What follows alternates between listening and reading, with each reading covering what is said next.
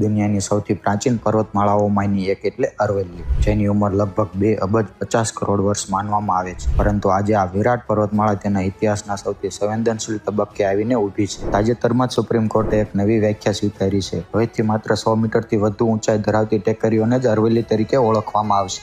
સાંભળવામાં સામાન્ય લાગે છે, પણ તેની પાછળ એક મોટું જોખમ છુપાયેલું છે. અરવલ્લી માત્ર ઊંચા પર્વતો નથી, નાના ટેકરાઓ, ગાઢ જંગલો અને વિવિધ ભૂ આકૃતિઓ હજારો વર્ષોથી આપણા ગ્રાઉન્ડ વોટરને રિચાર્જ કરવાનું કામ કરે છે. નવી વ્યાખ્યા મુજબ આ નાના ટેકરાઓ હવે સરકારી સંરક્ષણમાંથી બહાર થઈ શકે છે. નિષ્ણાતો માને છે કે આના કારણે અરવલ્લીનો 80 થી 90% હિસ્સો પર્વતમાળાની શ્રેણીમાંથી નીકળી જશે. જ્યારે આ વિસ્તારો પર્વતમાળાની યાદીમાંથી હટી જશે, ત્યારે માઇનિંગ અને કન્સ્ટ્રક્શનનું દબાણ અચાનક વધી જશે. અરવલ્લી આપણને રાજસ્થાનના ગરમ પવનો, રેતીની ડમરીઓ અને પાણીની ભયંકર અછતથી બચાવતી આવી છે. જો અરવલ્લી નબળી પડી તો તેની માઠી અસર માત્ર રાજસ્થાન પૂરતી મર્યાદિત નહીં રહે. જયપુરથી લઈને છેક દિલ્હી NCR સુધી પર્યાવરણનું સંતુલન ખોરવાઈ જશે. યાદ રાખો, અરવલ્લી એ માત્ર પથ્થરના ઢગલા નથી, એ આપણી હવા અને પાણી માટેની કુદરતી ઢાલ છે.